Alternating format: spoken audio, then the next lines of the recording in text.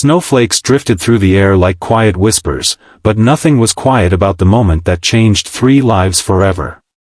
A barefoot woman in a red dress sat trembling in the freezing cold, tears streaming down her face, when suddenly, a tiny girl in a bright pink sweater walked up to her, smiling with a purity that didn't belong in such a harsh night. Behind her stood a man watching with calm concern, ready to step in but trusting his daughter's heart. And then the little girl asked the sentence that would bond their worlds in a way none of them expected. "I think you need a hug, can I hug you?" The woman looked up, stunned. No one had asked her that in years. That was the moment everything began. The parking structure was colder than the streets outside, a place where footsteps echoed like memories refusing to fade.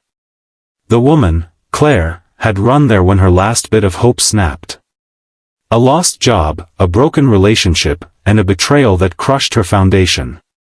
She had been strong for so long, until the weight finally pushed her to the ground. She didn't notice the father and daughter walking back from a grocery store nearby. She didn't notice the warm glow in the little girl's eyes or the concern in her father's posture, but the girl, 6 years old, joyful, curious, noticed everything. She tugged her father's hand. "Daddy, she's sad." Her father looked ahead, hesitated, then nodded gently. "Stay close to me, okay?" But the girl didn't stay close. She walked forward with fearless kindness, her tiny boots crunching softly in the snow. Claire lifted her head slightly, ashamed, expecting judgment. Instead, she got sunshine in the form of a child's smile. "Hi," the little girl said sweetly. "You look like you need a hug." Claire let out a broken laugh, the kind that came from somewhere painful.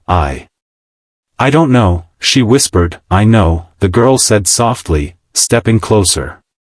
"Because I needed one yesterday. Daddy gave me one and it fixed everything." Claire's throat tightened. "It doesn't fix everything," she said quietly. The girl thought for a second. Maybe not everything. But it starts something. That sentence hit Claire harder than the cold ever could. Behind them, the father stepped closer but didn't interrupt. He understood how moments like this could reshape someone, and he sensed that this stranger needed gentleness more than questions. And then, the little girl asked again, this time even softer, "Can I hug you?" Claire's lip quivered. "Yes, please." The tiny arms wrapped around her, warm and trusting. Claire broke. For the first time in months, she let the tears fall without hiding her face. The father knelt down beside them, offering his presence without forcing conversation. "Are you okay?" he asked gently. "No," she whispered. "But this helps." He nodded. "Then let's help you more."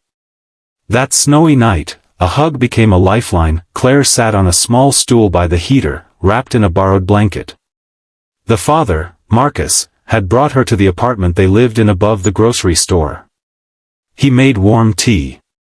His daughter, Ava, colored quietly beside Claire as if sensing she shouldn't leave her alone. "You don't have to tell us anything," Marcus said softly. "Just warm up." But Claire did tell them, because when someone looks at you like your existence matters, the words spill out on their own. She told him about losing her job unexpectedly. About trusting someone who left her with nothing. About skipping rent until the eviction notice arrived. About the shame that kept her from calling her family, and about how she ended up crying alone in a freezing parking lot. Marcus listened. Not with pity, but with respect. "You're not alone anymore," he said finally. "We can't fix everything at once, but we can start something." The same words Ava had used. Claire looked at the little girl, who smiled like forgiveness itself. That night, something fragile but powerful began to grow between the three of them, human connection in its purest form. A week passed, then 2.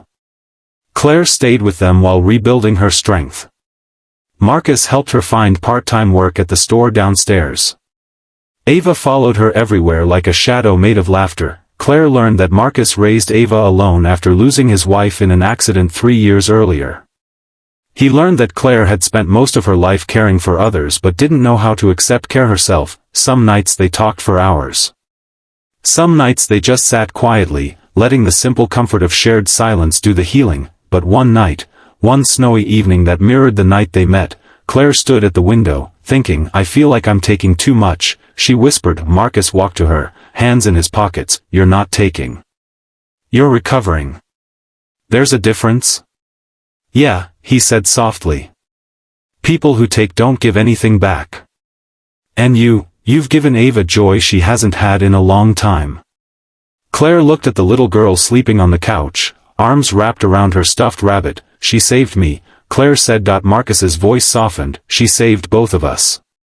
She turned toward him. And you helped me believe I'm not broken.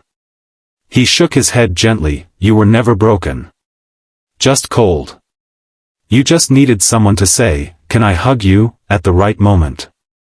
Claire felt warmth spread through her chest. That was when she realized, she didn't just want a new start, she wanted this start. Months later, Claire stood in the same parking structure where it all began. This time she wasn't crying. She was laughing as Ava clung to her in a warm embrace. We found you here. Ava giggled. You did, Claire said. And you changed my life. Marcus walked up beside them, smiling. She changed mine too. Claire looked at them both, the father who gave her stability, and the child who gave her hope. I want to stay, she said. With both of you. Marcus took her hand. We hoped you would. Ava jumped excitedly. Group hug. Group hug. And right there, under the falling snow, the three of them wrapped their arms around each other. No cold, no loneliness, no fear, just warmth, just family, just a hug that started everything.